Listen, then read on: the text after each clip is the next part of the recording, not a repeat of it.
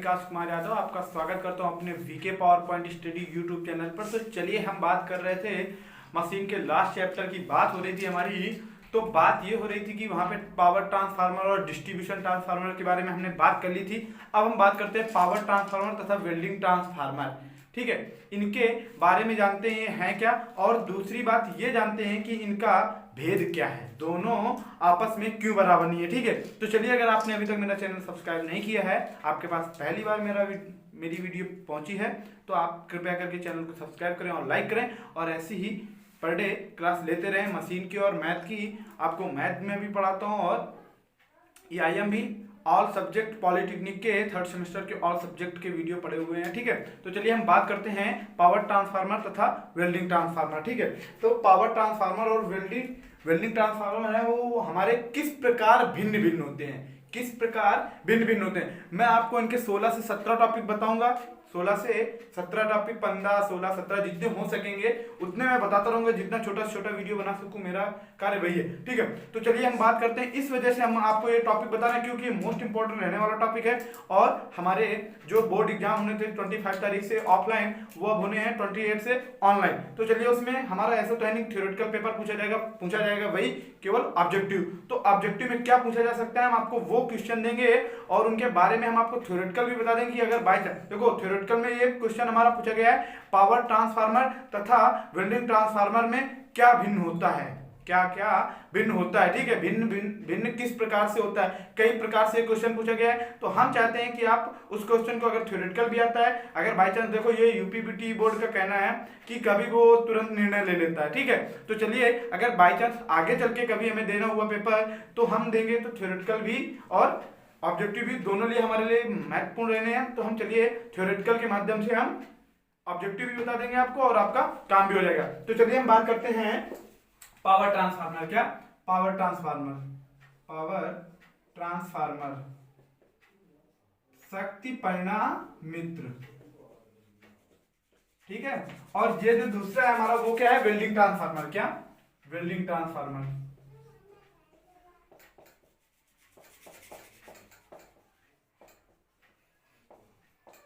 देखो power transformer और welding transformer. ठीक है, अब इनके बारे में देखो, जो बात है वो हम बात करते जाएंगे और इनके बारे में बताते भी जाएंगे कि इनके कौन कौन से पॉइंट हैं जो आपस में मैच नहीं होते हैं, मैच होते हैं तो किस प्रकार मैच होते हैं, अधिक में, उच्च में। ठीक है, तो देखो सबसे पहले बात आ जाती है, यहाँ से हम बात जो करते हैं वो सबसे पहले बात आ जाती है फेजों वाली। क्या बात आ जाती है, फेजों वाली की कितने फेज के ट्रांसफार्मर हो सकते हैं, कितने फेज के ट्रांसफार्मर हो सकते हैं। तो यहाँ पे हम देखो पावर ट्रांसफार्मर थोड़ा और साइड में लिख लेते हैं, फिर आपको बताते हैं। ठीक है, यहाँ पे हम लिख लेते हैं क्या, तुलनात्मक कारक की जिसकी हम तुलना करेंगे। क्या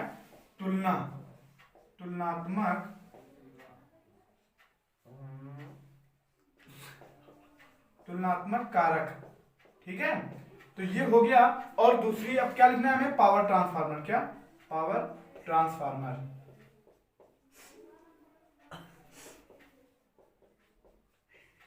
ठीक है, ये हम लिख लेते हैं अब तुलनात्मक कारक। तो सबसे पहले क्या बात आती है, कला की बात आती है। क्या बात आती है, कला।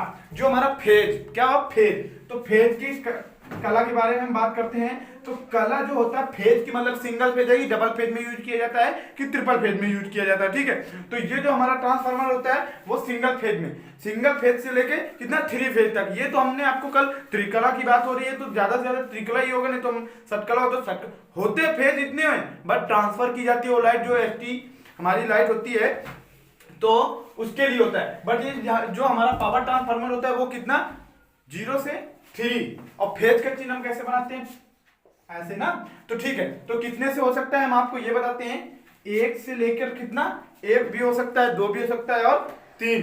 ठीक है, तो एक सिंगल फेज से कितना, 2 मतलब 3 फेज। ठीक है, इतना हो जाएगा ना, सिंगल फेज से लेके 3 फेज। बट ये जो हमारा है ये 3 फेज पर यूज होता है, बट ये 2 फेज पर है।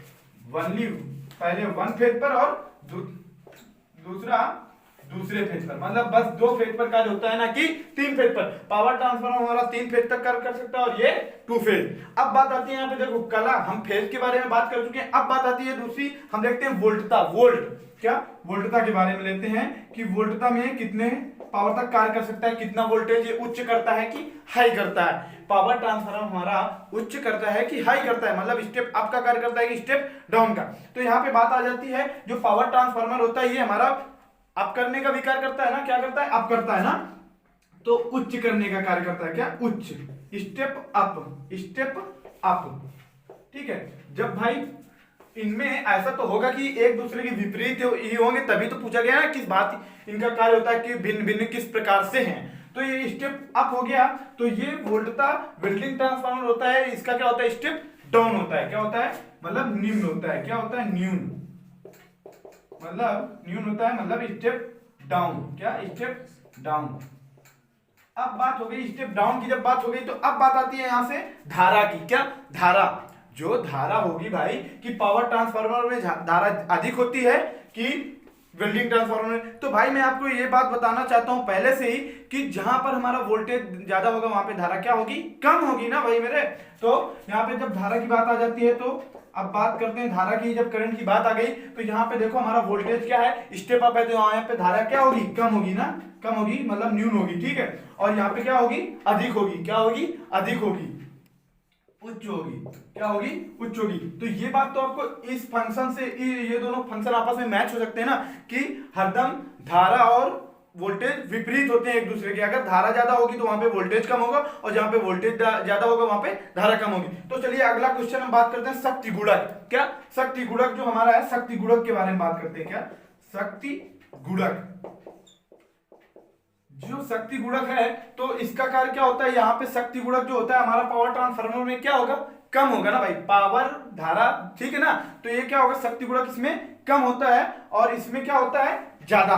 क्या होता है, ज्यादा होता है। ठीक है, तो जब भाई देखो इससे, ये जैसे शक्ति गुणक है पावर ट्रांसफार्मर है, तो यहाँ पे क्या होगा, कम, बट ये इससे ज्यादा ना होके क्या, इससे और ज्यादा अधिक कम हो जाता है। क्या हो जाता है, और कम हो जाता है। मतलब ये इससे जो कम होता है, कम से अति कम, मतलब और लो जाता है। क्या होता है, जो शक्ति गुणक मापन होता है इसमें क्या है, कम होता है, बट इससे वो ज्यादा ना होने से क्या हो जाता है, और कम हो जाता है, अति कम। जो शक्ति गुणक होता है वो क्या हो जाता है, अति कम, मतलब अति निम्न। क्या, अति निम्न। अब बात आ जाती है जहां पे प्रतिशत, मतलब जो हमारी प्रतिरोध होता है, क्या होता है, प्रतिरोध। कौन सा प्रतिरोध, प्रतिशत प्रतिरोध। ठीक है, क्या बात, प्रतिशत प्रतिरोध, प्रतिशत प्रतिरोध। ठीक है, यहां पे बस सेम टू सेम देखो, ये कंडीशन यही है कि यहां पर प्रतिशत प्रतिरोध इसमें पावर ट्रांसफार्मर में कम होता है। क्या होता है, कम होता है, मतलब इसमें प्रतिरोध कम लगता है। ठीक है, प्रतिरोध कम लगता है, बट इसमें फिर वही कंडीशन आ जाती है कि इसमें इससे कम लगता है। ठीक है, तो अति कम। क्या, अति कम, मतलब अति निम्न।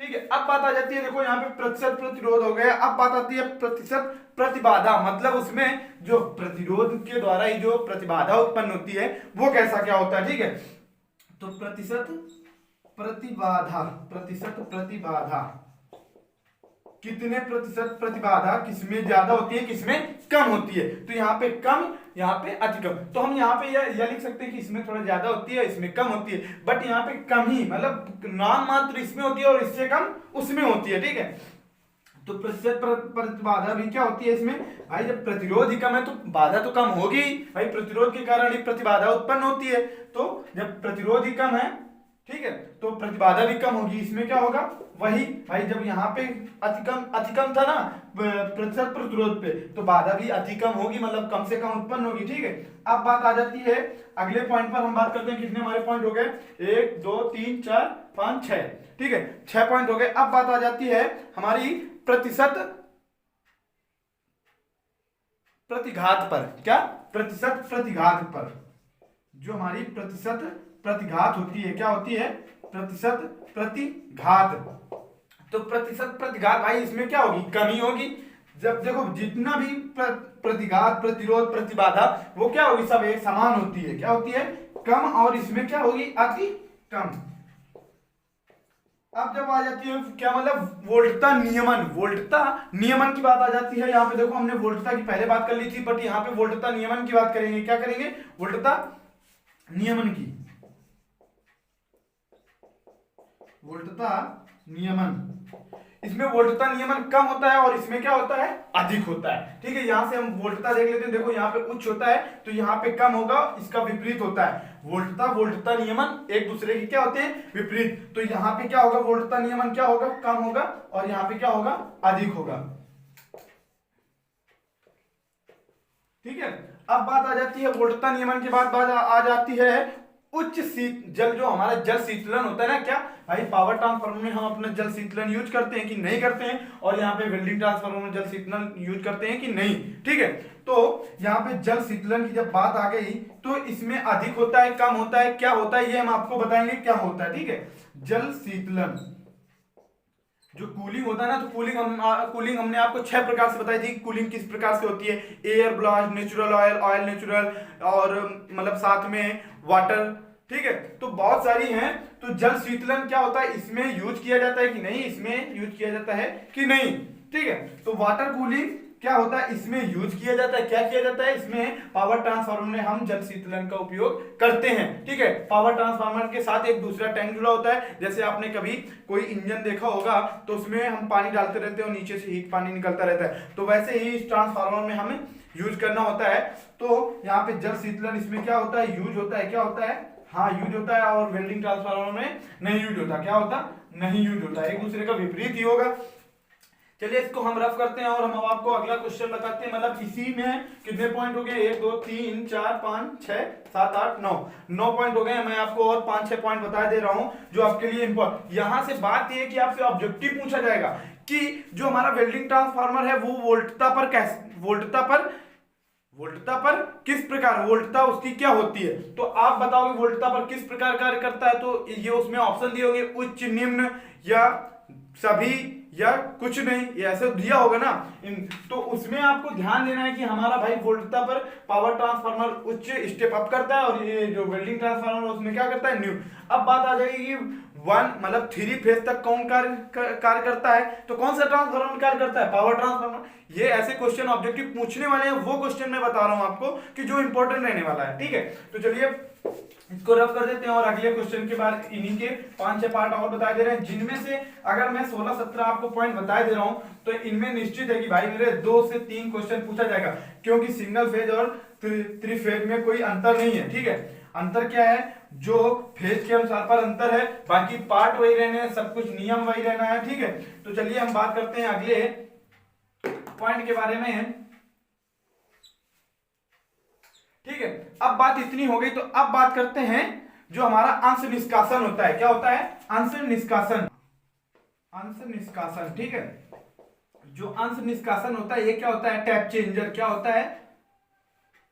जो हमारा टैप चेंजर होता है, क्या होता है? टैप चेंजर जो क्या करता है? बर्तनों की संख्या, जो हमारी कुंडलन होती है, कुंडलन के बर्तनों की संख्या को कम या ज्यादा करता है। टैप चेंजर वहां पे यूज किया जाता है जब हमें क्या करना होता है? वोल्टेज कम या तेज, वो भी प्लस माइनस ज्यादा से ज्यादा 5% हाई कर सकता है और 5% लो कर सकता है, इससे ज्यादा कुछ नहीं। ठीक है, वोल्टेज।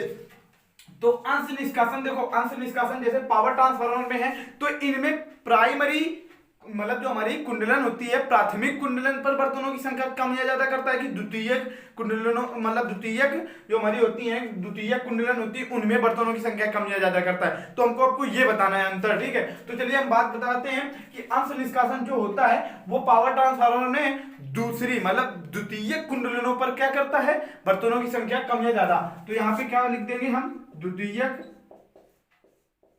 ठीक है, कुंडलन वाली बात है ना, प्राइमरी बाइंडिंग, सेकेंडरी बाइंडिंग। ठीक है, तो यहाँ पे द्वितीयक पर। और वेल्डिंग ट्रांसफार्मर क्या होगा? उसका जस्ट उल्टा ही होगा। वो क्या होगा? फर्स्ट प्राथमिक कुंडलन। क्या? प्राथमिक कुंडलन पर। ठीक है, अब यहां से अंश निष्कासन की बात होगी। अंश निष्कासन का आप मतलब समझ गए ना, टैप चेंजर होता है। ठीक है, अब बात आती है अंश निष्कासन के बाद जो हमारा होता है सहायक उपकरण। क्या इसमें भाई जैसे पावर ट्रांसफार्मर में, वेल्डिंग ट्रांसफार्मर में कुछ सहायक उपकरण यूज किए जाते हैं। तो सहायक उपकरण की जब बात आ जाती है, क्या सहायक उपकरण, सहायक उपकरण। भाई मोस्ट इंपोर्टेंट रहने वाला क्वेश्चन है कि भाई पावर ट्रांसफार्मर में क्या सहायक उपकरण कितने, मतलब सहायक उपकरण वेल्डिंग ट्रांसफार्मर से अधिक यूज किए जाते हैं, वेल्डिंग ट्रांसफार्मर से अधिक यूज किए जाते हैं। वहां पे आंसर आ जाए हाँ नहीं, इनमें से कोई नहीं और इनमें से सभी, तो आप क्या करेंगे? इनमें से सभी तो आएगा ही नहीं, इनमें से सभी तो आएगा ही नहीं भाई, क्योंकि उनमें दे रखा है ना, इनमें से कोई नहीं। अगर तीनों आप सही कर दोगे तो उनमें से निश्चित है कि अब होगा या तो कि सहायक होते हैं या नहीं होते, दो होगा। क्या होगा? दो होगा। तो आपको दो में से क्या भाई याद रखना होगा कि सहायक उपकरण हमारा पावर ट्रांसफार्मर क्या करता है? ज्यादा लेता है। क्या लेता है? ज्यादा लेता है। जो हमारा सहायक उपकरण होता है वो पावर ट्रांसफार्मर हमारे ज्यादा लेता है। क्या लेता है? अधिक लेता है। क्या लेता है? अधिक लेता है। और ये क्या करता है? ये कम लेता है। ठीक है, अब सहायक उपकरण हो चुके हैं। अब बात आती है हमारी जो दक्षता होती है। क्या होती है इनकी दक्षता? इनकी दक्षता। अब दक्षता भाई पावर ट्रांसफार्मर है, पावर से ही आप समझ जाइए कि इनकी दक्षता क्या होगी? हाई फाई होगी। क्या होगी? हाई फाई होगी। ठीक है, तो अधिक दक्षता इनकी क्या होती है? अधिक होती है। इनकी क्या होती है? कम होती है। भाई सहायक उपकरण ज्यादा ले रहा है तो कुछ ना कुछ तो अधिक देगा ही। ठीक है, तो दक्षता हमारी अधिक हो गई और वेल्डिंग ट्रांसफार्मर में दक्षता क्या हो गई?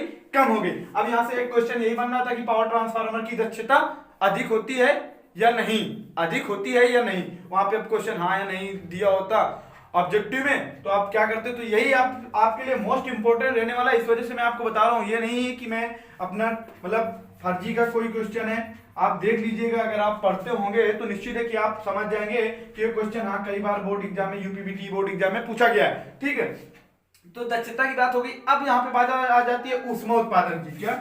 ऊष्मा उत्पादन की। ऊष्मा उत्पादन की मतलब कौन कितनी ऊष्मा उत्पादन करता है। ठीक है, करता है, ज्यादा करता है कि कम करता है? तो ये ऊष्मा उत्पादन पावर ट्रांसफार्मर हमारा वेल्डिंग ट्रांसफार्मर से कम करता है। क्या करता है? कम करता है। सीधे सीधे यही कि भाई वो पावर ट्रांसफार्मर जो होता है वो वेल्डिंग ट्रांसफार्मर से ऊष्मा कम उत्पादन करता है। क्या करता है? ऊष्मा कम। ये क्या करता है? अधिक करता है। अब दूसरी बात है कि जो दूसरी बात है ऊष्मा उत्पादन भाई ये कम क्यों करता है? कम क्यों करता है? यहां पे हम बात आ जाती है प्रारंभिक कीमत। क्या?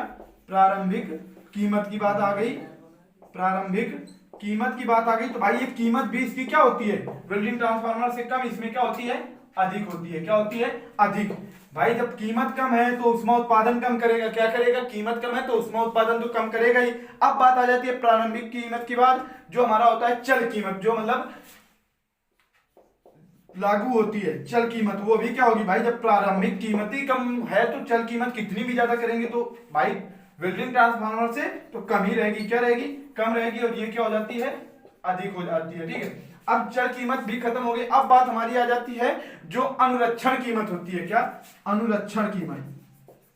अनुरक्षण कीमत, जो अनुरक्षण कीमत होती है वो भी क्या है भाई? जब सब कीमतें कम है तो अनुरक्षण कीमत भी क्या होगी? इनकी कम होगी और इनकी क्या होगी? अधिक होगी। अब यहां से एक मरम्मत कीमत। क्या? मरम्मत भाई ट्रांसफार्मर अगर हमारा खराब हुआ तो उनमें कैसा क्या है? ठीक है, मरम्मत कीमत। देखो यहां पे भाई जो हमारा प्रारंभिक कीमत थी, जो ट्रांसफार्मर की जैसे कीमत हुई, तो भाई उसमें कुछ ना कुछ ऐसे पार्ट लगे होंगे जो वेल्डिंग ट्रांसफार्मर से कम पैसे के होंगे, कम रुपए के होंगे। तो भाई उनकी कीमत अगर उनमें कुछ खराबी होगी तो वो वेल्डिंग ट्रांसफार्मर से कम ही में मिलेंगे। तो उनकी कीमत क्या होती है? मरम्मत कीमत कम होती है, इनकी क्या होती है? अधिक होती है। अब एक लास्ट पॉइंट हम आपको बताते हैं कि जो इनकी सबसे मतलब प्रारूप क्या होता है, इनका जो होता है प्रारूप वो क्या होता है कि अंदरूनी भाग होता है कि बाह्य भाग होता है। तो इनका प्रायः कौन सा भाग होता है? बाह्य भाग होता है। क्या होता है? बाह्य भाग होता है। और इनका क्या होता है? आंतरिक भाग होता है। क्या होता है? आंतरिक भाग। प्रायः आंतरिक भाग होता है। क्या होता है? आंतरिक भाग। अब या आप आंतरिक वहां पे भाग लिख लीजिए या तो आप वहां पे लिख लीजिए द्वारी। क्या लिख लीजिए? द्वारी। भाई द्वारी या भाग। ठीक है, तो यहां से आपके काफी क्वेश्चन हो चुके हैं जो मोस्ट इंपॉर्टेंट रहने वाले हैं आपके लिए। मोस्ट इंपॉर्टेंट क्वेश्चन है ये ऑब्जेक्टिव में। ऐसा नहीं है कि इनसे कोई एक दो सवाल ना फंसे। भाई पावर ट्रांसफार्मर और वेल्डिंग ट्रांसफार्मर हमारा लास्ट चैप्टर है। त्रिफेज ट्रांसफार्मर मतलब थ्री फेज ट्रांसफार्मर, उसको क्या बोल सकते हैं हम? तीन कली परिणामित्र। भाई ट्रांसफार्मर को हम क्या बोलते हैं, परिणामित्र ही बोलते हैं, ठीक है।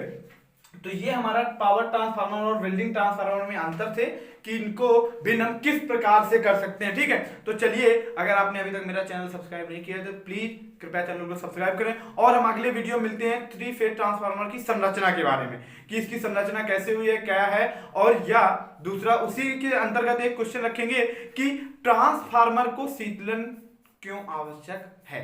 तो चलिए, टाइम हो चुका है, हम अगले वीडियो मिलते हैं भाई। थैंक यू, धन्यवाद।